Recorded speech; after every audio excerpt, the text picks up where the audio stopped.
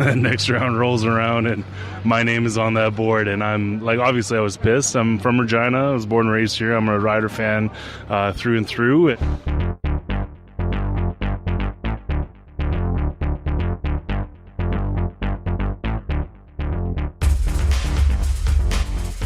Welcome to the Rider Outsiders, where we talk CFL football and your Saskatchewan Roughriders. Today on the show, we have defensive tackle Zack Evans. We also have tape from Rider kicker Brett Lawher.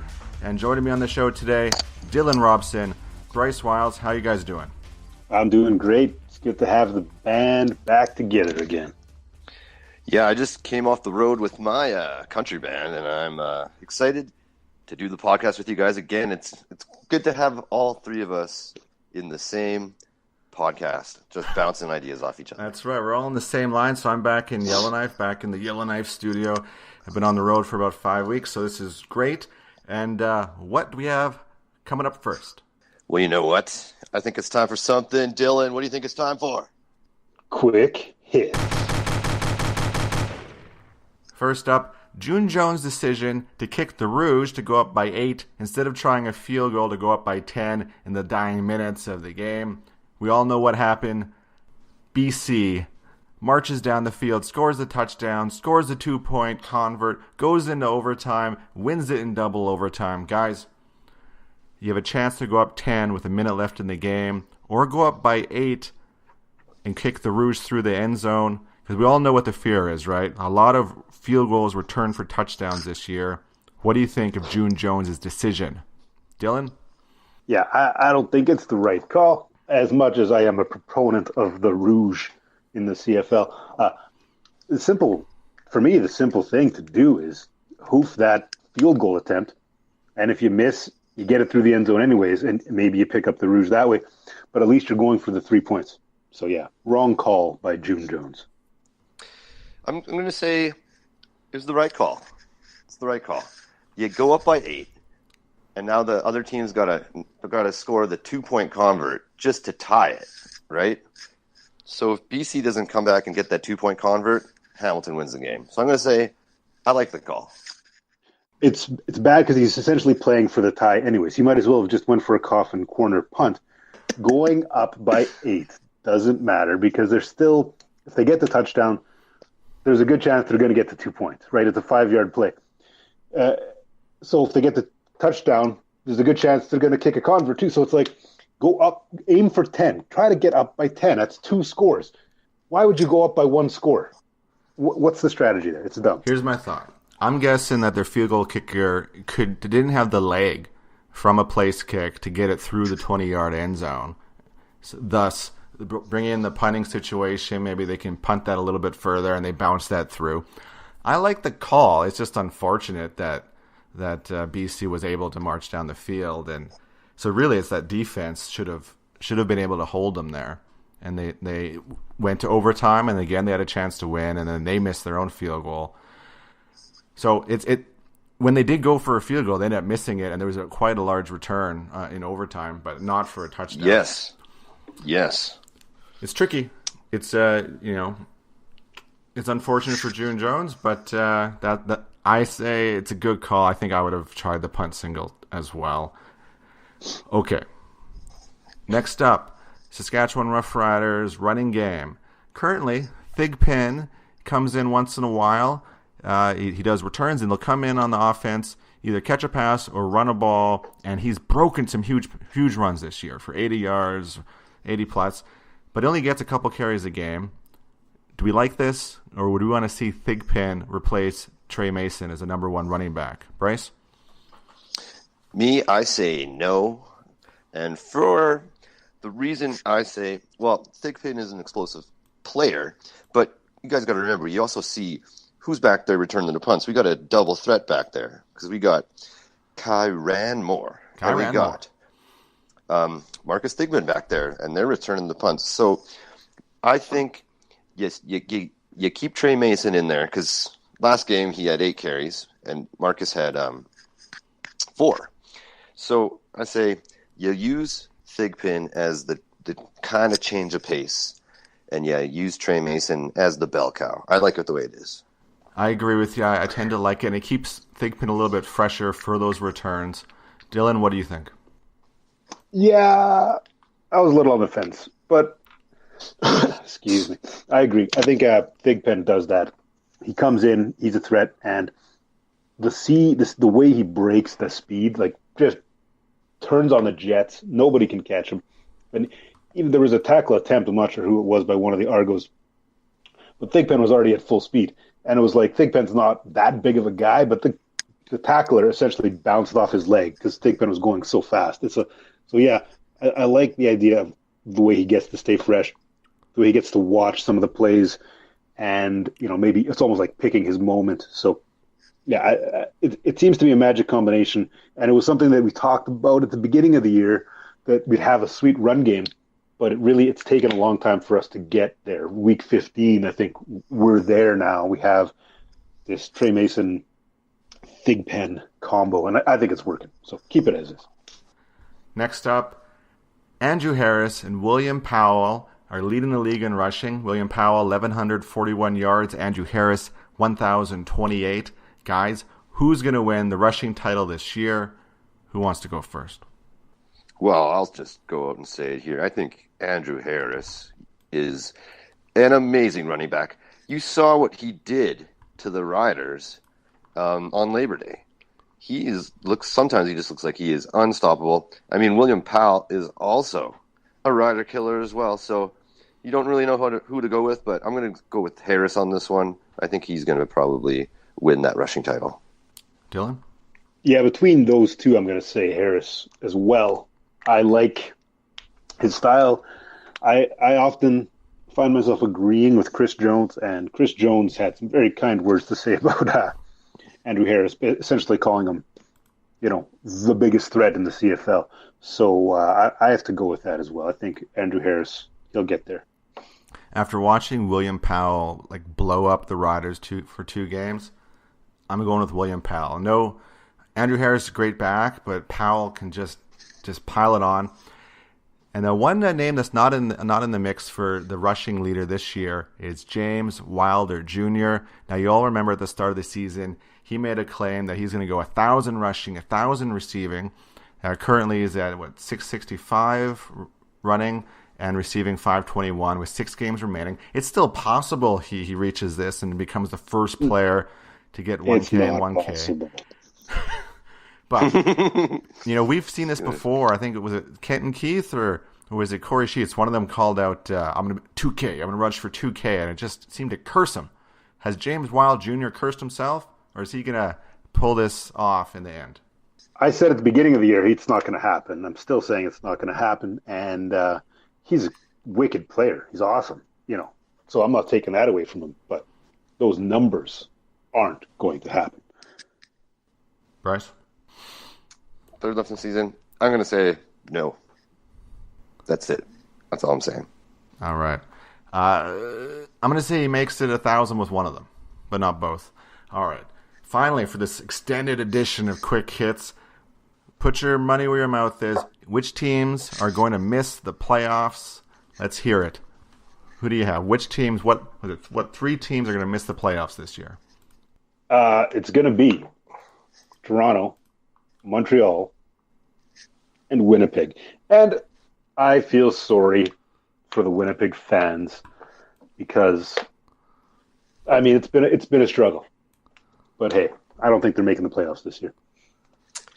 You know what? I'm going to say the Toronto, Montreal, but I'm going to change it up and say BC isn't going to make the playoffs with I think without Lou Lay behind the helm there running things. I think they're going to kind of have a little downward kind of, what do you call it? They're going to start losing games. BC's going to start losing, I think, and they're not going to make the playoffs. Well, BC had the magical night, right? They had this miracle comeback, so I think they're going to live high off that for a little bit. Winnipeg, Toronto, and Montreal are going to stay in the basement and miss the playoffs. Okay, that's it for Quick Hits, and let's move on. Now, just a little bit later in the show, we have Zack Evans coming up, but let's get into this game. Riders versus Toronto. Crazy game. Ends up a 1-point difference. Who wants to start? What are your thoughts here? 30-29. Saskatchewan holds on. Lothar gets the field goal. Toronto can't match. Yeah, you know what? It was an awesome game for sure. A lot of fun to watch.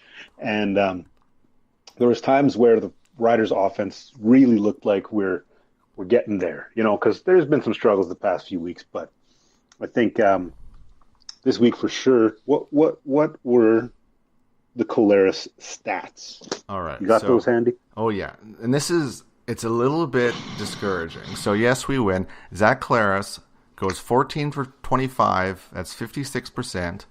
233 yards, 2 touchdowns, 2 interceptions. Do you know who played better? McLeod, Bethel, Thompson. Bethel Thompson. Yeah, McLeod, Bethel Thompson. So, Toronto throws for 321 yards. He threw 32 for 44. That's 72%. That's like the rest of the quarterbacks in the league, throwing for the high 60s or 70%. Zach's thrown in the 50 range for the last couple games. So what the heck's going on there? What's with the offense? However, the offense did score touchdowns this week, so I can't complain too much, right? There's still 2 passing touchdowns and a rushing touchdown. I like Zach Collaros, but I like him because he's the best thing that we've got. He's an actual starting quarterback, and he's not putting up the numbers, but at least the offense is executing some plays and scoring some touchdowns, because we haven't seen that all year. And if I could jump in, I apologize, but I wasn't on the show last week, and I wanted to sort of rip Shaq Evans, who dropped a ton of balls last week. And Zach was putting it in receivers' hands. And he sort of did the same thing this week. There was some drops. It's unfortunate. But then he also threw the 2 picks. But Shaq played a little bit better this week. Sorry, Bryce. Go ahead. Oh, no. Yeah, he is a good quarterback. But we're not seeing the numbers. But I guess the only number that really matters is the one in the W column. Mm-hmm. As long as we keep winning, they'll figure it out, and when it comes playoff time, then that's when you really have to rely on your defense to win playoff games for sure.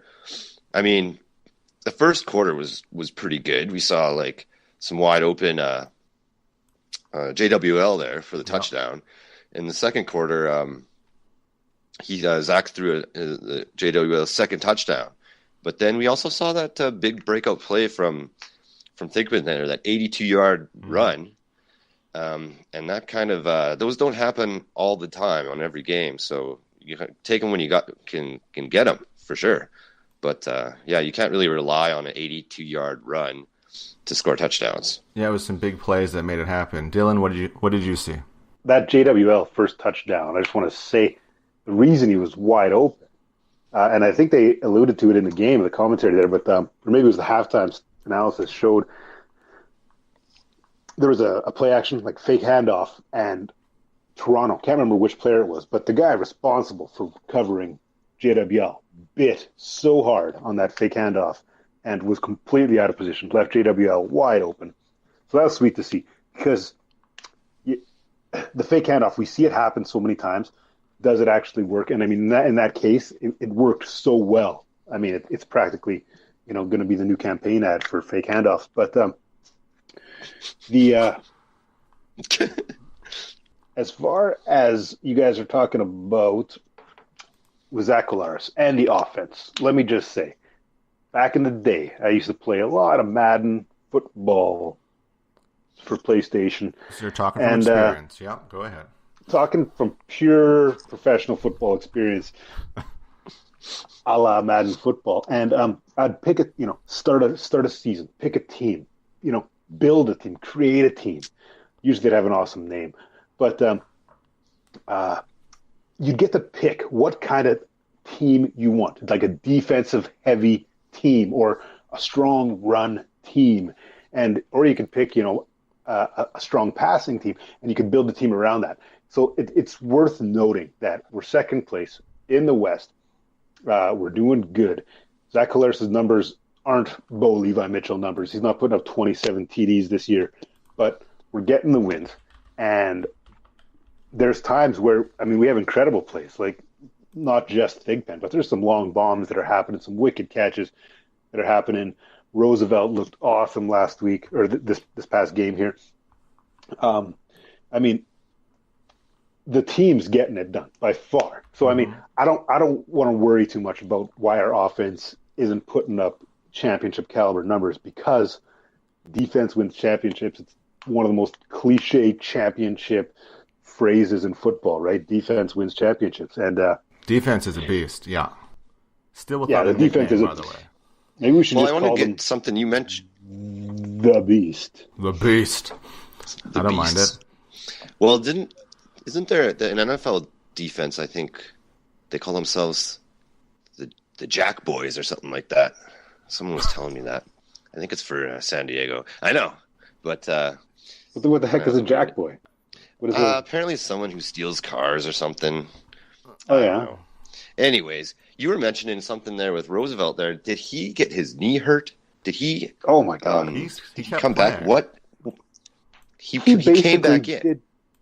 He basically did the splits with his knees instead of, with his groin. His Right? groin, Like he did the split with his knees. So he was up in the air, jump ball, 1 foot lands, his knee completely buckles sideways, and then his other knee lands, and his other knee completely buckles the same way. And it's just like, I thought that was it. I thought that was the last Roosevelt play we'll ever see. But he just managed to get right back up and get back in there. Then he took another wicked hit to the top of the head on another catch later in the game. So He's just hope getting he's okay. banged up this year. Because was he the guy who did that pile driver one? Well, he had he a got- concussion early in the year, didn't he? Yeah, where he just he went straight down like Ric Flair pile driver.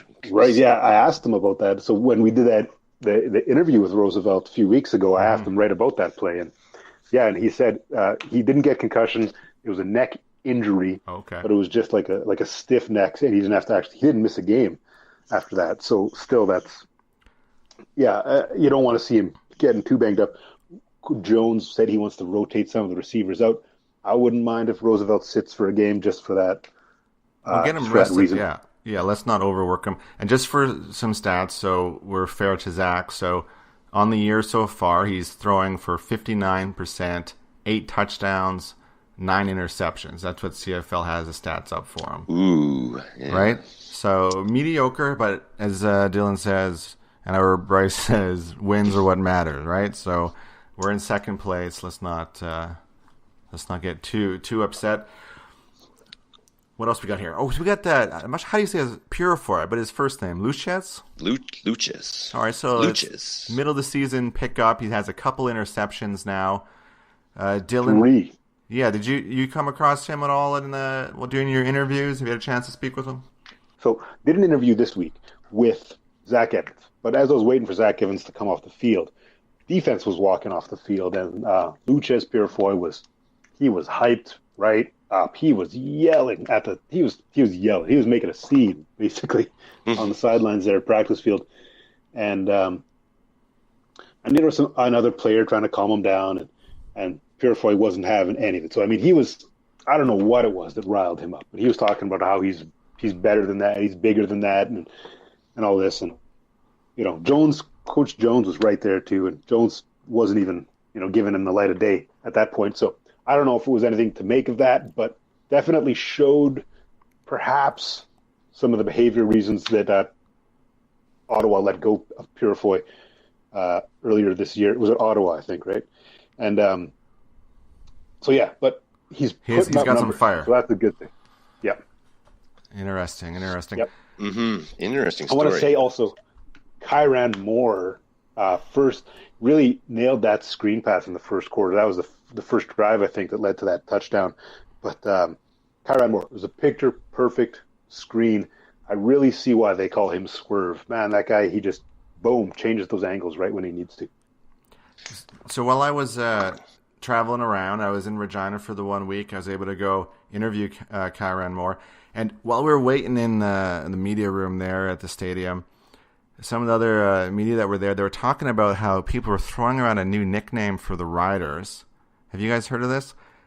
That some people are calling the Riders the Durs. Oh, The Durs. Durs, yeah. The Durs. That's like, why are we doing that? Yeah, well, isn't Riders short for Rough Riders anyways? And now we're just going to shorten it up even more to Durs. I can't remember. Why don't we just shorten it all the way to like So I can't remember which group or whatever. I'm not sure if it was part of the team or a media outlet or someone who writes in the media, but we're trying to push the nickname the Durs. So sounds like, Dylan, you like this or you don't like this? No, I don't like it. I think it's stupid. But here's the thing. I've seen a couple T-shirts out there, and I'm sure the listeners have as well, maybe you guys, regarding the favorite beer of most Rider fans, Pilsner, and you partake in Pilsner while watching the Riders. So I've seen a shirt that says Durs and Snurs. Durs and Snurs. Oh. So, I mean, in that case, it works. But there's no way I'm going to be saying, checking out the Durs game tonight. No, Yeah, that doesn't sound that great. Hey, getting back to the game, let's talk about that third quarter. You got Medeiros, right? He's in there in the third quarter. just call him Durs. Right? Just call him Durs. Medeiros. I'm just going to call him Rose. He hits his fourth in a row. He's doing pretty good all game. And right after Claros throws a pick six, but then everything all came to the end of the game there, the fourth quarter. The whole game was right on the kicker's shoulders. Lawther with 1:20 left. He hits his like a bomb.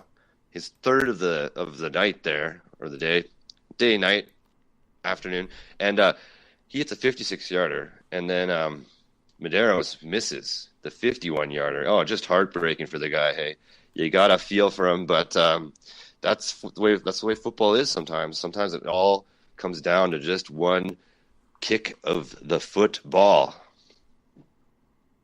They wouldn't call it football if it didn't come down to the foot sometimes, right? Yeah, the actual foot kicking that ball. Whew. What a dramatic game, though. Yeah, very dramatic. Lawhar, 3 for 3, 56-yarder he hit. That's some premier kicking. I think what the announcer just said, maybe you make it from 57, but not 58. Like, not quite enough leg to go much further than that. But he is money, and he's been money all year. 39 out of 42 kicks. I think the only kicker doing any better is Ward, who's 40 for 41. He's on that crazy streak of a 36 or 37 Ward, in a row. And Bryce, you've been talking Ward up this season, the rookie kicker. I have been, but I'll save that for a little bit later. All right, a little foreshadowing there. Okay, I also want to say Spencer Moore, not to be confused with Tyrad Moore.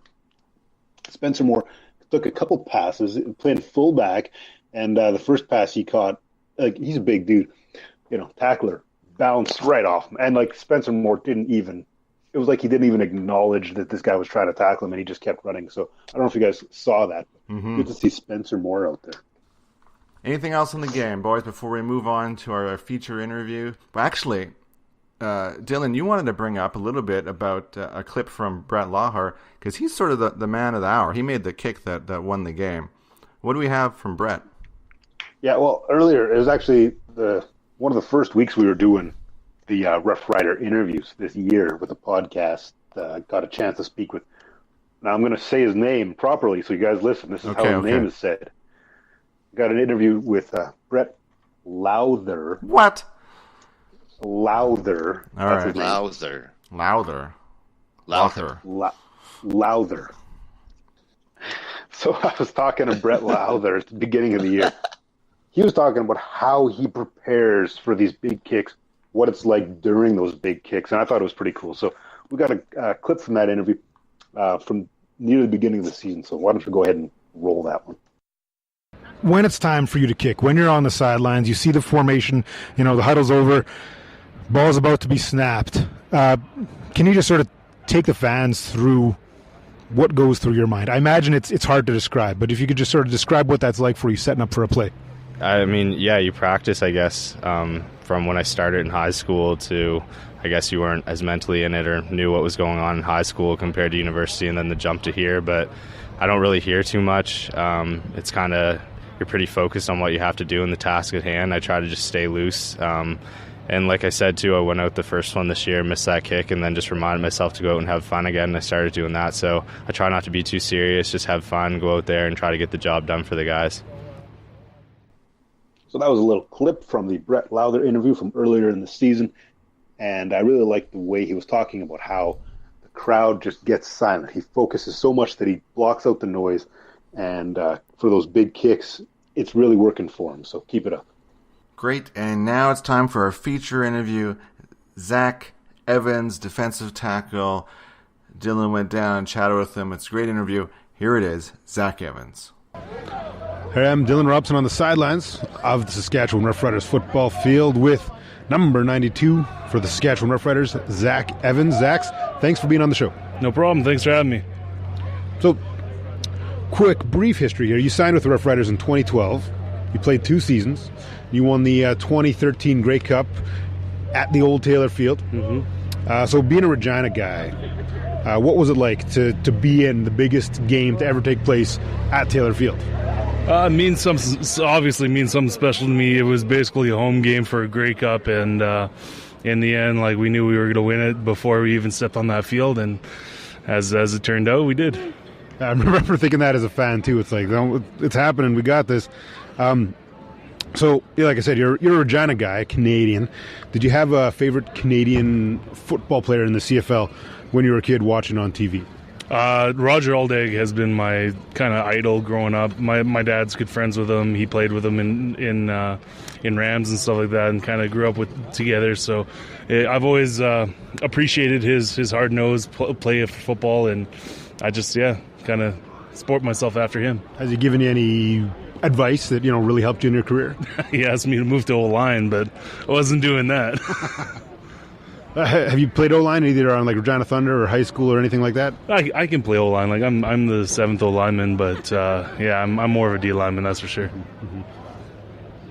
So I noticed you do a lot of charity work. I took a look at your Twitter account, and within the first few tweets, you mentioned Camp Firefly, the coaching in the Northern Sask Football League, working with Special Olympics. So why is charity just so important for you personally?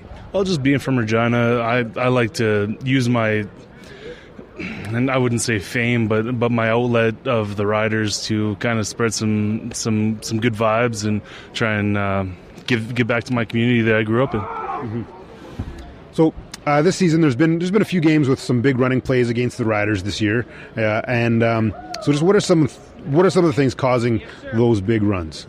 We have a couple breakdowns here and there, whether it's the D line period or they get paid too. Honestly, there's some good running backs out there, and they exploit us sometimes, and stuff happens. Like you just got to get back to the grindstone and kind of minimize that as much as possible and move on.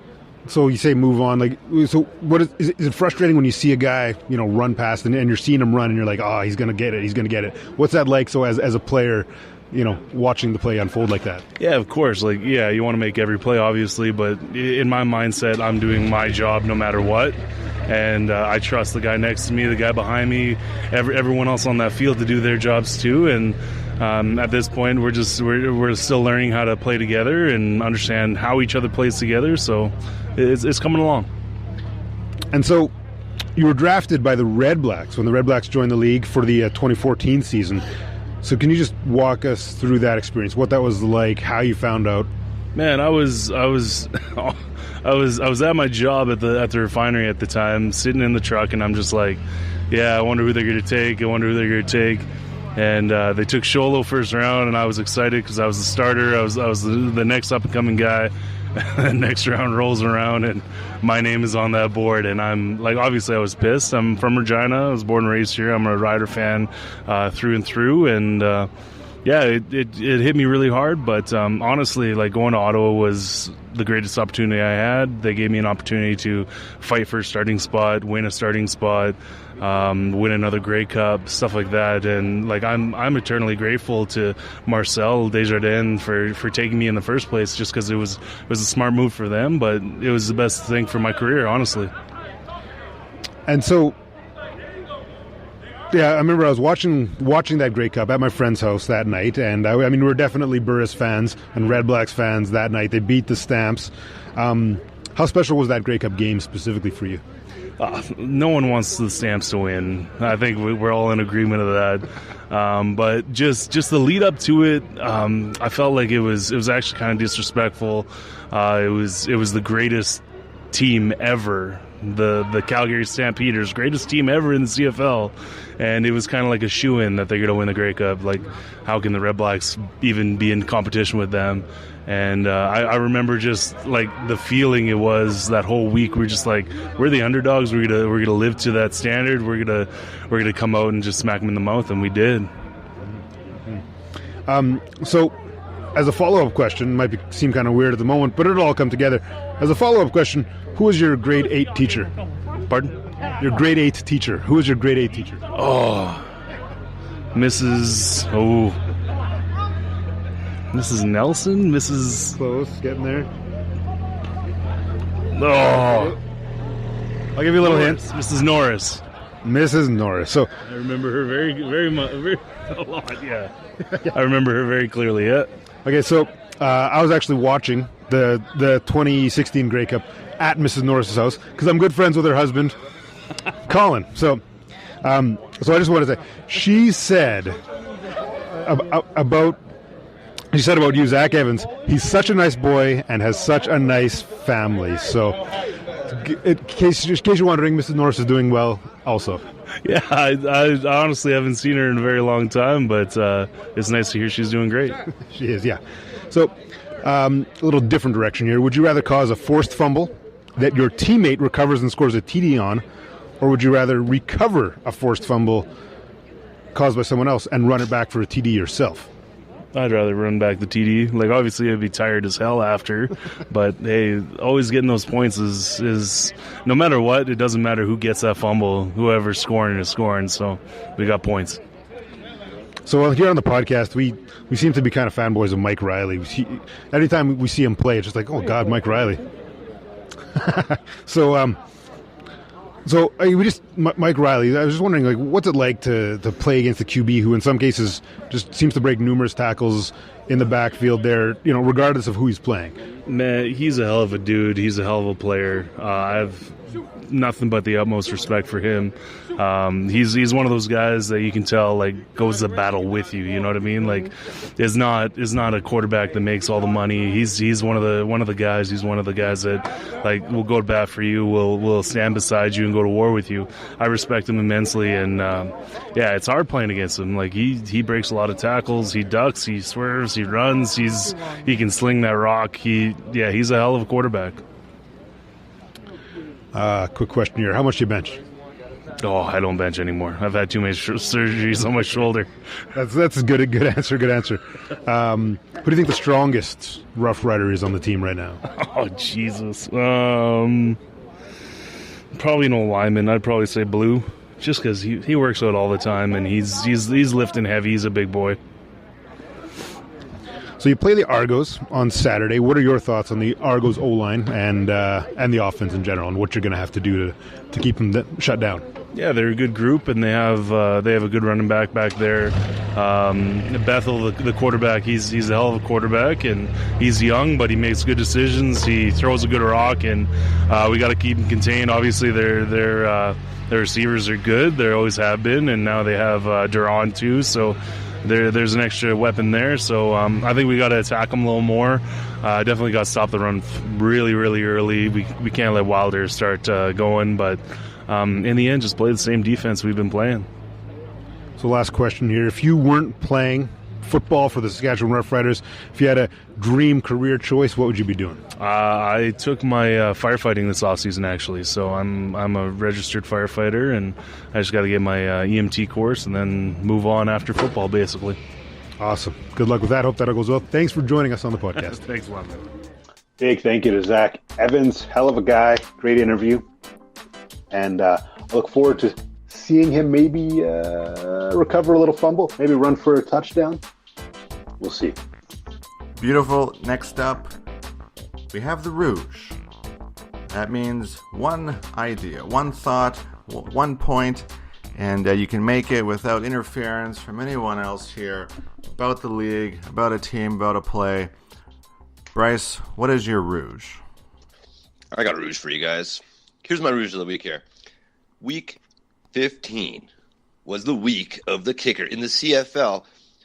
Besides this one game, Montreal, Winnipeg, where you had Johnny Football scrambling around, sidearming some ducks and stuff. Every game came down to these kickers having to win it for them. I mean, like you had this rookie, Lewis Ward, going on a 36-37 streak. He's kicked 7 field goals in the game. He was 7 for 7. This guy was like a security guard just last year or something. He's kind of like that mall cop or something, hey? So he goes Paul Blart. I think he was Paul probably Paul Blart, Blart. field goal kicker. Yeah, and then everybody saw in the Rider game just coming down to no time on the clock, right? And these kickers are having the pressure, the weight of the world just pushing down on them, and they have to deliver. They have to strike it true, like right through the uprights. And we also saw there in the Hamilton BC game, again, coming down to field goals in overtime. Ty Long hits the 31-yarder for the win. So if you like drama, if you like the whole game to rely on just one single point of a toe hitting the pigskin and then flying in the air and you see it, that's what makes football great. Hey? Dylan, what do you got? East Division. I mean, we've seen it for the past few years where when you look at the standings, the numbers in the East are just shameful almost, right? So Ottawa, they're first place in the East. They got 8 wins, 5 losses. Next up is Hamilton, and they're not in the winning column. They're 6 and 7. Then Toronto and Montreal have 3 wins apiece. This is week 15, 3 wins apiece. So, I mean, there's going to be another crossover. And but as we saw the past 2 years, Calgary, who apparently is supposed to be the best team ever, undefeated every year, but they never do go undefeated, but they're supposed to be. And 2 years in a row, we saw an East team, apparently a weaker East team, beat the Calgary Stampeders. But I don't think it's going to happen this year. This year will definitely be a West Grey Cup. East Division, I mean, Toronto and Montreal, when you think about Canada, and it's like spotlight cities, the big cross-country tour that the big bands do. It's Montreal, Toronto, maybe Vancouver. But Toronto and Montreal are Canada's spotlights, and their football teams are just absolutely pitiful. So, I don't know. I don't even know what my point is here, but I do know this. The East really needs to step it up next year because I don't think it's good for the league to have crossovers each year. I don't think, growing up watching football, I can't remember any times that there was back-to-back crossovers, let alone the odd crossover, So, and I think that next year it's got to happen. Otherwise, it could mean trouble for one of those teams, one of those franchises, Toronto or Montreal. I just want to have a quick thought. BC Lions attendance. For whatever reason, I'm not sure what it is, but it seems the BC fan base is starting to shrink. It's a huge market. It used to have a strong fan base. It used to be able to open up the second tier of the stadium and get fans in there. I don't have the numbers in front of me, but watching on television, you can tell there's some waning interest in BC. I don't know why. I guess as the team's not doing that great and has had a couple weak seasons, but it's a little bit of a downer to see the attendance across the league. It appears to be a little bit weak in a couple markets, and it's surprising that in Vancouver, in BC, that their fans are not coming out. So it's sort of a meh, but it's my rouge is let's get out to the stadiums. If you live nearby, get to the stadium, see the game. This is exciting football. We're in the final third. Exciting games. All these games this week were exciting to watch. Go support your team. Okay. We're moving on to the meh of the week. Let's get some candidates for that disappointing moment, that misstep, something that wasn't quite right. Who wants to go? Your meh of the week. I think you should start. Okay. Meh of the week. Why is Edmonton losing? We talk Mike Riley up so much on this podcast, yet they're losing, and what are they? They're third place now, so that's great for us that they've been knocked down a little bit here. But it seems like Edmonton should be going for first place. They got the players. They have Mike Riley, but they're 7-6. They're losing some close games. They're not quite closing it out. And BC is only one game behind them, and they have a game in hand still. So, meh of the week is Edmonton not being able to give Ottawa a bigger run there. They lost 28-15. Mike Riley, where are you at? Okay, that's what I got. Who's next? I'll give you a meh here.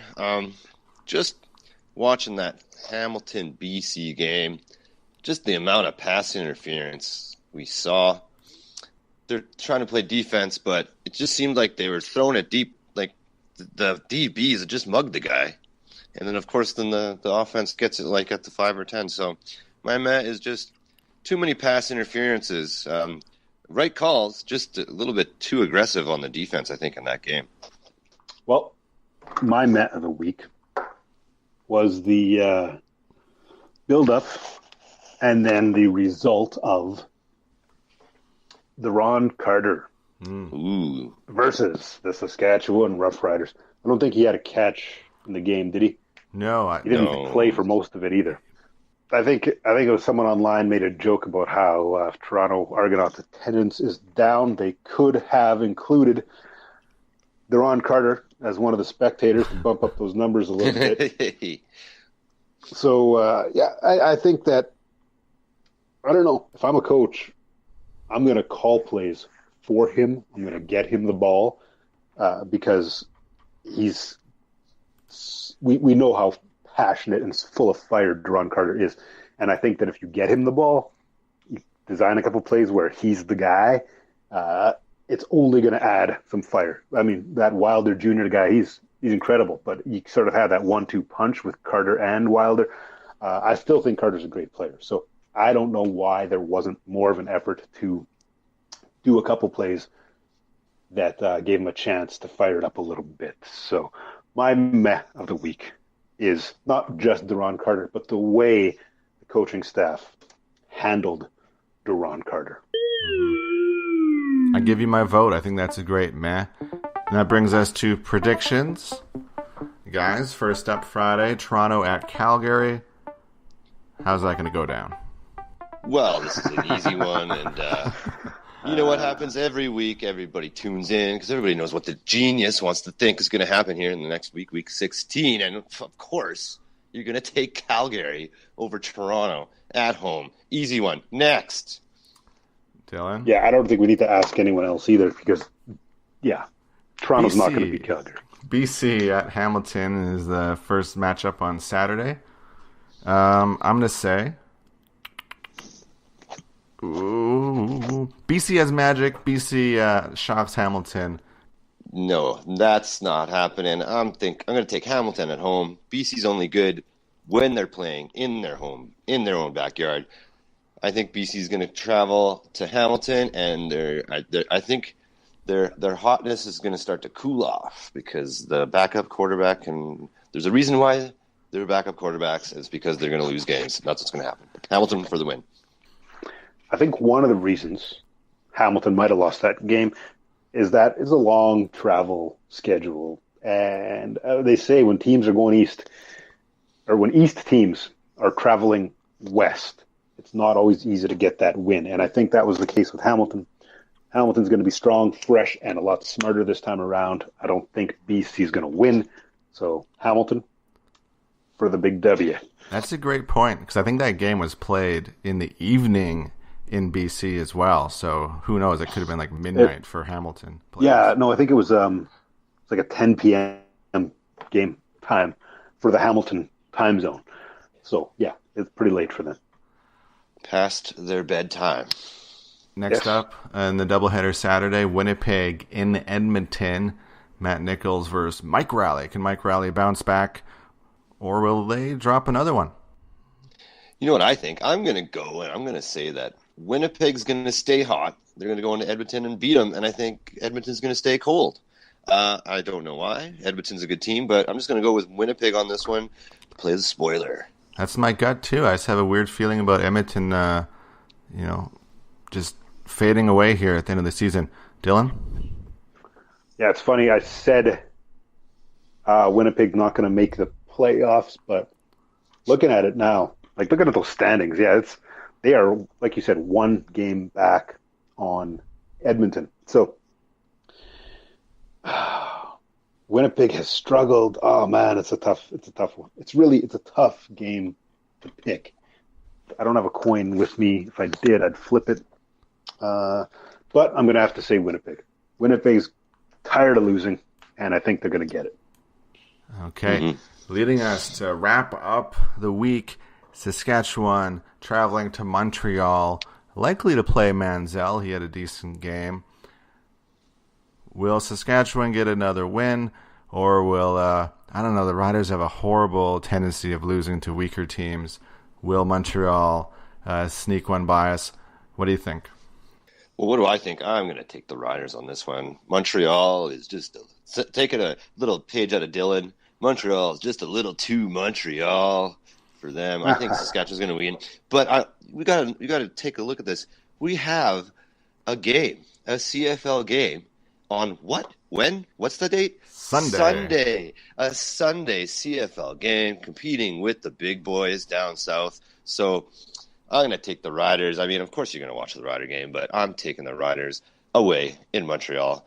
And that's it. Yeah, they're winning. I agree with you because I think the Rider defense can beat Montreal. The Rider defense and special teams can beat Montreal. So even if the offense continues this sort of mediocre pace, we should still be able to get the win. Dylan? Yeah, Riders. Obviously, the Johnny football there is not. I'm not saying he's bad, but he might. Let's just call it his rookie season. I don't know when the last time he played pro football was before this season, but it's been a while. And so I think it's going to be a struggle for him, and hopefully he can maintain some confidence and credibility so we can see him next year. But Dylan, he ain't there's no way Manziel returns next year. No way. No way. They got him for 2 years, don't they? Or is he a 1 year contract? He's going to retire. 2 year contract? Yeah, I could see him opting out of the second year. I mean, just talking about the game, like you guys brought this up, you saw Manziel kind of do his thing and scramble around and try and make plays, but I think the Rider defense is just too strong, too smart for that, and I think just the CFL in general is a little bit wise to that game too, and no one's fallen for the old Johnny tricks, that's for sure. That's right, and that's what the announcers were on that too. That the defenses at professional level football, they're just too fast for this read option stuff. Where, Manziel's just not faster than the defense. Where in some colleges he might be faster than the majority of the defense. Yeah, I just see him as still wanting to get to the NFL, and if he continues how he's playing, he gets a concussion, he sort of plays mediocre, he's on a sort of crappier team. There's just very little chance of him getting back to the NFL another year in Montreal. I don't see him coming back, but he can prove me wrong. I don't see him going to the NFL, that's for sure. He's not going to the NFL. He's not going to the NFL. So does he still want to play football if there's no NFL? If the NFL's door is shut and is shut 100%, do you think he really loves football and he's going to come back and keep playing for Montreal? Or he just said, all right, I'll move somewhere else? Yeah? He said in the pregame interview for this past week about how he just wants to play football. So, maybe he does. All right. And that's why I say I hope he maintains some confidence and credibility to get him through next year as well. Because, like I said, or like you said, he could be done this time around. But I hope not. I hope he's back next year. But, yeah, the NFL won't be calling unless he makes a huge run next year with Montreal. Okay, you guys got any final words here? We're about to wrap up the show. Final words. Really like that Josh Bartel fake punt attempt. Don't know why it was called back. An eligible receiver. I don't know what the hell happened. Jones was laughing on the sidelines. So he was laughing because we got to re-kick the ball. It's sort of archaic system in football where you have to wear a certain number to be eligible to catch a football. I'm pretty sure that's how it works. Or you have to register before the play as an eligible receiver, right? Right. So if you're just standard on the line, you have to sort of tell them that, hey, by the way, I might go out for a pass, which is sort of odd. Yeah, so he didn't acknowledge that. And it looked like he was just going to pull the ball down and run, but because obviously it wasn't a made play if they were going to get a penalty on it regardless. They would actually have a receiver come out, unless he forgot to notify the ref. Who knows? We should get Bartel on the show. We should go for Bartel next week? Well, I actually got a big interview coming up next week with the one and only Gene Mikowski. Rough Rider royalty. Wow. Yeah, big man himself. Mm-hmm. Big man himself. Rough Rider royalty. 2007 Grey Cup champion. Gene Mikowski. Yeah. Well, let's throw it out a little bit to our listeners. If you have a question for Gene Mikowski and you're listening to this podcast on Monday, fire us a message on Facebook or send a comment on there. What do you want to know from Gene Mikowski, Rider Great? Oh, yeah. That's the show for this week, fellas. Thanks for tuning in. You can always find us on iTunes, on Google Play. We got episodes up on SoundCloud and YouTube. Talk to us on Facebook. For Bryce Wiles and Dylan Robson, I'm Mitch Wiles, and you're listening to the Rider Outsiders.